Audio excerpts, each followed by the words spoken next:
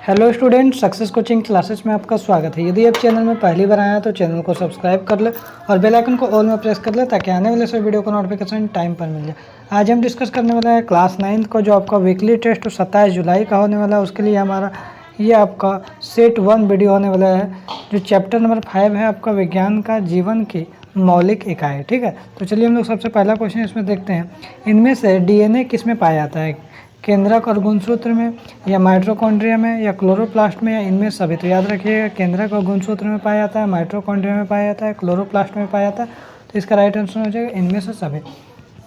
आगे देखते हैं क्वेश्चन नंबर 2 क्या बोल रहे हैं। इनमें से किससे गुणसूत्रों का निर्माण होता है? डीएनए से होता है, या डीएनए एवं प्रोटीन से होता है, या प्रोटीन से होता है, या आरएनए से होता है? तो याद रखिएगा डीएनए एवं प्रोटीन दोनों से होता है। आगे यदि हम लोग देखते हैं जीन बने होते हैं डीएनए के खंड से, माइटोकॉन्ड्रिया एवं राजधानी से, लाइसोसोम से, या क्रोमैटिन धागों से? तो याद रखिएगा डीएनए के खंड से बने होते हैं।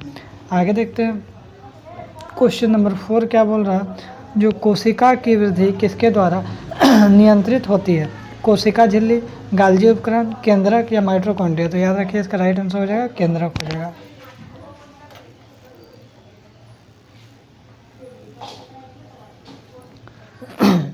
आगे देखते हैं कोशिका सिद्धांत का प्रतिपादन किसने किया था? रॉबर्ट हुक ने, लीवेनहॉक ने, जेनसन ने, या स्लीडन एवं स्वान ने? तो याद रखिएगा कोशिका सिद्धांत का प्रतिपादन अगर पूछेगा तो याद रखिएगा स्लीडन एवं स्वान। कोशिका का खोज किसने किया था? तो याद रखिएगा रॉबर्ट हुक ने किया था। कब किया था? तो याद रखिएगा आपका 1665 ईस्वी में किया था।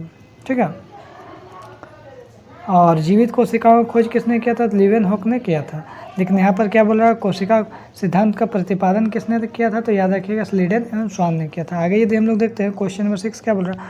प्रत्येक सजीव कोशिका में निम्नलिखित में से कौन निश्चित रूप से पाया जाता है? सेंट्रोसोम, हरित लवक, माइटोकॉन्ड्रिया, या राइबोसोम? तो याद रखिएगा इसका राइट आंसर क्या हो जाएगा हमारा? राइबोसोम हो जाएगा। आगे देख रहा हूँ अंतः प्रद्रव्य जालिका निम्नलिखित में से किस क्रिया से संबंधित है? प्रोटीन निर्माण एवं रूपांतरण, वसा का निर्माण, इनमें सभी, या अंतर कोशिकीय परिवहन? तो याद रखिएगा प्रोटीन निर्माण भी राइट हो जाएगा, वसा का निर्माण भी हो जाएगा, अंतः कोशिका परिवहन भी हो जाएगा। तो इसका राइट आंसर इनमें से सभी हो जाएगा। आगे देखते हैं क्वेश्चन नंबर 8 क्या बोल रहा है।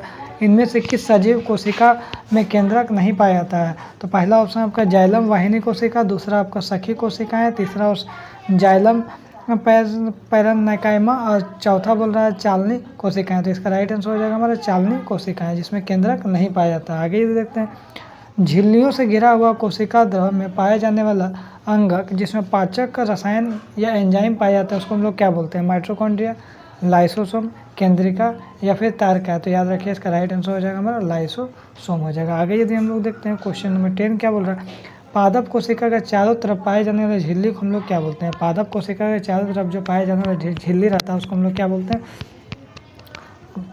टोनोप्लास्ट बोलते हैं, या डिक्टियोसोम बोलते हैं, या प्लाज्मा झिल्ली बोलते हैं, या कोशिका भित्ति बोलते हैं?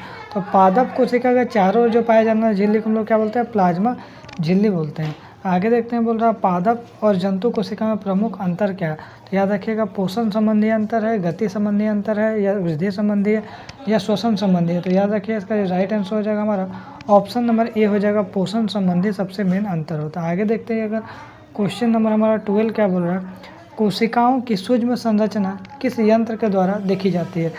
फेज कंट्रास्ट माइक्रोस्कोप, और यहाँ पर बोल रहा है इलेक्ट्रॉन माइक्रोस्कोप, और माइक्रो डिक्सेशन, और यहाँ पर कंपाउंड माइक्रोस्कोप? तो याद रखिए इसका राइट आंसर हो जाएगा हमारा इलेक्ट्रॉन माइक्रोस्कोप हो जाएगा। आगे देखते हैं बोल रहा है कोशिका भित्ति होती है, किसका होता है भाई कोशिका भित्ति? तो अर्ध पारगम्य क्या होता है, या पारगम्य क्या होता है, चयनात्मक पारगम्य क्या होता है? इनमें सभी। तो याद रखिए इसका क्या होगा राइट आंसर हो जाएगा ऑप्शन नंबर बी हो जाएगा, पारगम्य हो जाएगा। आगे देखते हैं अगर क्वेश्चन नंबर 14 क्या बोल रहा है। मनुष्य के गैमेट्स शुक्राणु या अंडे में कितने गुणसूत्र होते हैं? 22 होते हैं, 23 होते हैं, या फिर 22 जोड़ा, या फिर 23 जोड़ा? तो याद रखिए इसका राइट आंसर हो जाएगा 22 जोड़ा होता है। आगे यदि हम लोग देखते हैं आत्महत्या का थैला किसे कहते हैं? लवक को, लाइसोसोम को, रिक्तिका का, या केंद्रक का? तो याद रखिएगा लाइसोसोम को हम लोग बोलते हैं। आगे यदि हम लोग देखते हैं क्वेश्चन नंबर यहाँ पर हमारा बोल रहा है इनमें से किसे ऊर्जा संयंत्र का ऊर्जा निर्माण या केंद्र कहा जाता है? केंद्रक को कहा जाता है, माइटोकॉन्ड्रिया को कहा जाता है, हरित लवक को कहा जाता है, या राइबोसोम को कहा जाता है? याद रखिएगा ऊर्जा निर्माण या केंद्रक किसको बोलते हैं? माइटोकॉन्ड्रिया को हम लोग बोलते हैं। आगे यदि हम लोग देखते हैं क्वेश्चन नंबर 17 क्या बोला। इनमें से कौन प्रोटीन निर्माण का केंद्र है? तो याद रखिएगा माइटोकॉन्ड्रिया, क्लोरोप्लास्ट, राइबोसोम या लाइसोसोम। तो याद रखिए इसका राइट आंसर हो जाएगा राइबोसोम हो जाएगा। आगे यदि हम लोग देखते हैं क्वेश्चन नंबर 18 क्या बोल रहा है, कोशिका में राइबोसोम की अनुपस्थिति में कौन सा कार्य संपादित नहीं होगा? श्वसन का कार्य नहीं होगा, या कार्बोहाइड्रेट संश्लेषण का नहीं होगा, या प्रोटीन संश्लेषण का नहीं होगा, या उत्सर्जन का नहीं होगा। तो याद रखिएगा प्रोटीन संश्लेषण का काम नहीं होगा। आगे यदि हम लोग देखते हैं जो जंतु कोशिका में सबसे बाहरी घेरे को क्या बोलते हैं? जंतु कोशिका में है सबसे बाहरी घेरे को हम लोग क्या बोलते हैं? कोशिका भित्ति बोलते हैं, कोशिका झिल्ली, या टोनोप्लास्ट, या केंद्रक झिल्ली। तो याद रखिएगा हम लोग क्या बोलते हैं? कोशिका झिल्ली बोलते हैं। आगे यदि हम लोग देखते हैं क्वेश्चन नंबर 20 क्या बोल रहा है, वैसे जीव जिसमें केंद्रक झिल्ली नहीं पाई जाती है उसको हम लोग क्या बोलते हैं? अगुणित जीव बोलते हैं, द्विगुणित जीव बोलते हैं, या यूकैरियोटिक्स बोलते हैं, या प्रोकैरियोटिक्स बोलते हैं। तो याद रखिए इसका राइट आंसर हो जाएगा हमारा ऑप्शन नंबर डी बिल्कुल राइट आंसर हो जाएगा। तो यदि हमारा वीडियो आपको अच्छा लगे तो लाइक करिएगा, शेयर करिएगा। अगर चैनल में नए हैं तो चैनल को सब्सक्राइब जरूर कर लीजिएगा। फिर मिलते हैं नेक्स्ट वीडियो में। Thank you so much.